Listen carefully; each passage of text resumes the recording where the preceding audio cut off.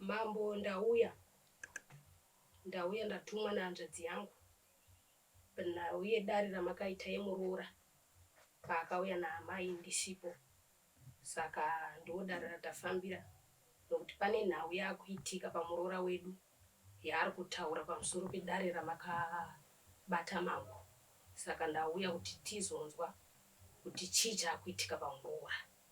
Alright. Iye ndiye mukadzi womukomana? Ndini. Oho. Ndaziva amai. Amai ndimakaya mwana wenyu anditi? Ndakauya nemwana. Nenyaya yekuti muroora anga asingafambi zvakanaka. Aiita gumbo kunze mumba. Ndosaka ndini ndakauya nemwana wangu anosenza kuSouth. Saka imi pai makatara makati imi ndimaizviona zvaita muroora. Ndini ndaizviona. Pamakauya pai mwana wenyu akatara akati ndanzwa naamai. Asi handina chokwadi. Saka mambo ndigadzirirewo ndonoti ndizvo here. Akadzokera kuSouth Africa? Akadzokera kuSouth Africa. Iwe? Naam. Murume wako ari kupi? Ari kuSouth. South Africa? Saka chii chauri kuita? Ndiri kubhidha nekurwadziwa ndakasvimba. Nhengo yangu ndakamboenda kuchipatara ndifunze kuti ndesiki. But ndakanzi nemadhoktors haisi siki. Saka ndafonera murume wandofambidzana naye. Nditruck driver. Ndichiti kuno kumbo chimiro chiripo zvikanzikana neniwo ndiri kubhidha ndakasvimba. Murume chikomba chako chikubuda futi ropa? Chiri kubuda ropa. Apa chiri kupi? Apa chakabuda chiri kuSouth ikoko nditruck driver futi. Nebasa. Alright. Saka iwe wakatanga ari nobhidha? Ndane 1 month. 1 mwedzi? Ndakatara naye munhu wako paWhatsApp. Akati mambo mukadzi wangu ari kubhidha pakuita weiti pese ari kurwadziwa. Ndakazvimba. Ndakati siya zvako chiona zvaitika. Saka chazoita kuti uuye chii wazoziva seiwo kuti ndindakakugadzira? Amai ndo vanditi ngatimboenda kwatiri kuenda tobatsirwa ndanzi kuti ndopavakauya panapa kuti zvosvika pakudai so. Saka ndauya kuti mundinunurwe. Wose kana kufamba handisi kukwanisa. Ndosaka mai alright. Naye mai. Wazeti muroora wako ndozvaari? Akataura kuti ndozvandakuita. Ai, kwete zvokuti zvaakuita. Asi waiziva kuti muroora wake ihure. Ndaiona ndichimubvunza kuti muroora uri kufamba. Asi kuziva kuti pawakauya nemurume nemwana wako, mwana wenyu akataura akati ndiri kuona sekuti amai vari kuvenga mukadzi wangu. Mwana wangu akataura daro. Saka inini ndikati ngatiti mambo wagadzire kana paine zvaari kuita zvichabuda pachena. Saka zvakatobuda pachena. Saka tauya pano pamambo kutisi. Saka murume wenyu ati ndimusunungure anditaurira? Ati mambo musunungure nditange ndauya kupi? Ikoko. Nditange ndauya akuzoti ari kuuya anditi? Hongu ati ari kuuya. Naiwe zviri kuita mumuroora wake izvi akutaurira kuti aida truck driver? Anditaurira sekusvika kwandaita sekufonera kwandakaitwa nahanzvadzi wangu ndobva anditaurira kuti atete nhengo yangu yakazvimba, ndikaenda kutoilet ndiri kubudisa ropa kana kuti ndiite weti. Saka amai ndobva kuti aiwa mwanangu iwo uya kwatakaenda kwanga usipo, saka chienda wakamirira vanzvadzi vako. Ndikati aiwa handei. Saka kuuya kwataita naye pano anga asiri kuziva kuti tiri kuenda kupi kwatakanowa kwakabatsirwa amai. Saka ndokuya kwataita naye. Saka hanzvadzi yangu ndamuona kumasvika ngatidedera. Anga asikatogona kufamba munhu kutoti sewari takagumbuka nechiitiko chekuti aihurira vanzvadzi vangu. Saka taona sezvo raadambudziko ngatingobatira naye pamwe tiuye kuno kwamambo. Chokwadi cho hachangobuda pachena kuti kunanga munhu pasina chamati maona zvinonetsa. Saka apa umutana kuti chii chakaita truck driver ende wenguva nenguva yakadiwa chidanana. Akataura kuti ndamubvunza akati iwe mai guru chii chakaitika? Truck driver makasangana kupo? Takasangana muroti ndinohodha ndoita zvokuhodha ndichitengesa ndefree market. Nefree market? Saka waine free market unoita zvokuhura? Zvakazongouya mukufamba mambo. Saka muri kuona amai kuti vakadzi unogona kutendera mukadzi kuenda kunze kwenyika kunohodha. Asi achiita zvaanenge achiita. tikange tisingambofungiri kuti angadaro nemateerere aindiita Muroora. Asi ndakazoti kune mwana wangu mafambiro akuita Muroora, ndikamubvunza Muroora uri kufamba sei, ndikangoona ari kuramba achingoita chii chinge chakashata naye kuti woti akochitengesa chizvira zvinhu zvako zvakanaka semaodhi rengo chitochitengesa. Saka alright, murume wako akauya apa usati murume wako ari kuchema isingaiti murume wako chachaka ingatifoona pafoni pamwe chitogara naye achichema achimanya isingati mukadzi wangu ndozvaachandiitira. Zvakangoitika ndasina kutarisira kuti ndingaite izvozvo, ndakutokumbira rugerero kuna amai. Saka iwo ngaora unoda kukupera matraki mahara munhu angokona munhu ane gonyeti harisi rake chake yakudhiraivhawo chete wakutomuchiya kutoura naye chichaikupa chinoshamisa matraki emadhiraivha mahure. Hapana kutakurwa mahara ndichienda ikoko nekudzoswa nestafu yangu yandinenge ndatora. Ndozvamudira chete. Ndozvandamudira chete. Achauya zvake. Saka iyo pamudza tinozviita pauri ati azvizivi murume wako agadzira. Atoshamisi kuona zvachivo kutanga kwawakaita uchiti wane manzi wakati pandakamufonera kana nemi ukunoku. Saka hapana zvaungazivi zvingadai zviri kuitika ndikati hapana chandiri kuziva. Asi pakamurume wako akaziva kuti murume wako auya. Saka iye ari kudii kunyumwa kuti pakauya murume wako yafanira zvakaita. Hapana ndokwanisa kuziva paachaupipa. Saka panga kuti after 3 days anenge asvika kunoku kana kuti mangwana andizoti anosvika rini kuno kwacho zvakamira aona kuti zvakamira sei. Saka inasida mwana pano kana akuti pano murume uya hanzvadzi yauya anenge atoya mwana wenyama akatangudzwa. Saka iye ndo ndogona kurovera kuti murume akati ndokusunungura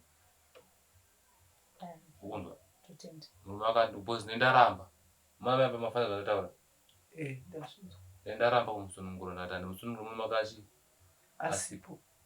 Saka mazonzi azofona ati chega vave nemusikana because mungadai makatoya nezuva. Saka kutokedza nditaure nemusikana wauye wese wauye nemusikana ukunzwa ndiri kuzvinzwa mambo zvareika izvi zvakaita uruti ndimusiya akadaro nemusunungura hama dzake dziri kumurova zvinoita here kuti mutange maudzi hama dzake zvaakaita nokuti makazodaura yesu anokurambira ita anobva ndavhara izvozvo mambo mauya nezano rakanaka tanga tisina kana kutozvifunga izvozvo zvinodawo hama yake iripo ipapo mataura mambo Mutizi zvinoda hama yake ichizvinzwawo ichiona kuti sitanzwira tsisi mwana wavo ndiye akatadza. Saka ine zvandakuita kuti zviite izi hatidi kutora zvinhu zvinonoka ndoda kuti uyu ndikumusunungura asi pachauya murume wacho unandota ndikuzvinzwa mambo pachauya hanzvadzi yako pachauya mwana wenyama yehanzvadzi yako achida kuti arove nechikomba ichi chikomba ndo chinofanira kuzotaura chega chokwadi uye agara hama dzechikomba dziri papi dziri papo hama dzemukadzi dziri papi dziri papo anomira sababa wevana ava ari papi aripo ndizvo mambo kuti mumusha menyu muregedze kuzonzi makadzinga murora muchimupomera kana mwana wenyu achiripa ngaaripo ukama wake wairi watatu vari chii varipo uyu nyaya yake inopisa tsitsi inonzwisa tsitsi asi iye akazvibatira ega. Saka iye kana murume mwana wangu auya iye handichada kubuda pamusha pangu Muroora.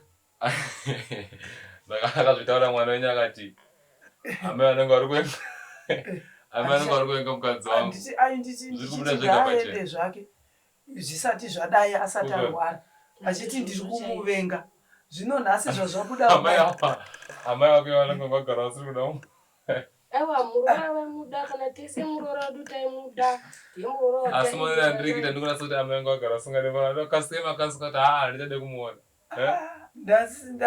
nekuti anga anyanya Muroora akangwarisa varoora vanobuda ava vachienda kunze kwenyika munoziva kuti wakangwarisa ndokwakatangira ruvengo rwenyu akabva aona honai kandokwazvakabvira ndokwazvakabvira manje zvekuti anga achenjeresa Muroora akuona fanika inini ndiri kugara naye ndakapusa handioni kuti ari kufamba sei Muchingoti muroora ari kushopu kwake. Ndichitongoti ari kuita zvekuhodha achienda kunohodha zvinhu zvake achiuya achitengesa zvakanaka. Mari yacho yaakatangisa basa iroro akapiwa nemwana wangu.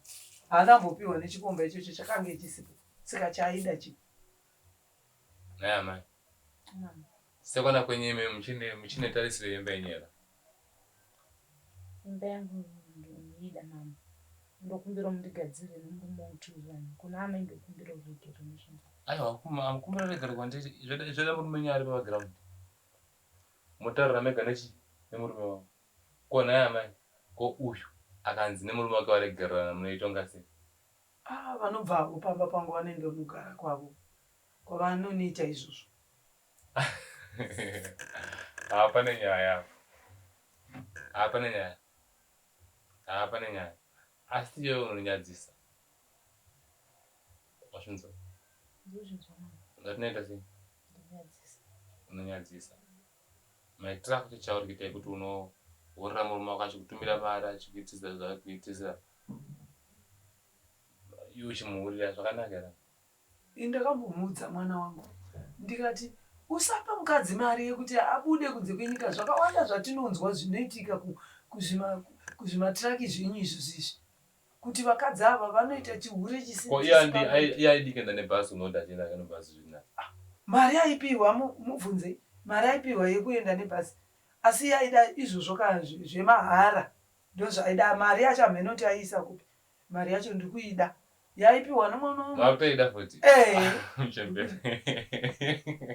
Aipiwa mari yekuti akwirire. Asingakwire bhazi. Kutaura kwomunhu mukuru anenge aitirwa chiitiko chine chamugumbura. Nungu wagumbuka. Saka vari kutaura vachidaro. Kugumbuka nekuti muroora wavaimuda tese taimuda. Hapana anga asingade muroora. Namuroora zvandouchenesa zvakanaka. Uchizvitengese uchinoenda uchitosadzambidza nokuda uchipfeka. Zvakangouya mukufamba naye. Ndochikomba chako chechinganicho. Ndechizvitu. Une mwana nacho? Ndakaita pane miscarriage yakaitika ane 7 months. Hatizvizive. Kuti yanga iri yani. Hatizive kuti akaita miscarriage kana kutiudza kuti ndiri kurwa yangoti mudumbu. Muroro. Mamaona kuti ndati akangwarira. Itsotse. Ndingagarisane naye munhu akadai. Kana akakumbira akereke. Tichiziva kuti ndearini yakaita miscarriage yacho ndeyekutanga ndeyechingana zvamakore hapana. Hatichaziva kana chikomba chacho chekutanga chacho kuti ndechipi. Hatina kuchiona. Ichi ndochaita munyama wekuti ndakati kune mwana wangu iwe ngatimbofambe tiende kuna mambo Mutizi. Tiende kunoona kuti iwe zvauri kunditi ndiri kuvenga muroora. Tozoona kuti anovenga mumwe ndiani apa nhai mambo. Ndoda kuti mundipindure. Ari kuvenga mumwe ndiani iye neni. Avenga. Aiwa tichaona kana mwana nyaya dzoti anoitongawo sei. Inini ndakungosunungura zvangu muroora. Tatende. Manzisa. Saka imimi muroora sofa arumba kwenyu arumba kwavo ari kupi. Muchinaye? Hatichinaye. Akadza ndimusunungure asi kumbe mufanira kugara zvakanaka. Aiwa ndomirira mwana wangu.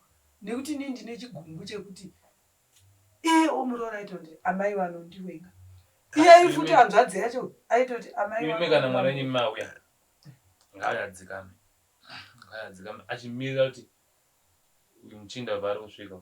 Haaregedzeke kuno unotomwedzera pain nhasi. Yekurwadziwa. Boyfriend yayo. Ndikumwedzera pain nhasi kuti akasaita pressure.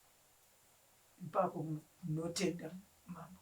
Mungadaro murume wake afana kusvika uyatwa pa kana achirara pano mazuva 3 achimirira kuti murume wako auye ndizvozvo. Key yake ndinayo. Alright, saka ndendende ndinokusunungura. Ndikusunungura nezvenyu ndinokusunungura.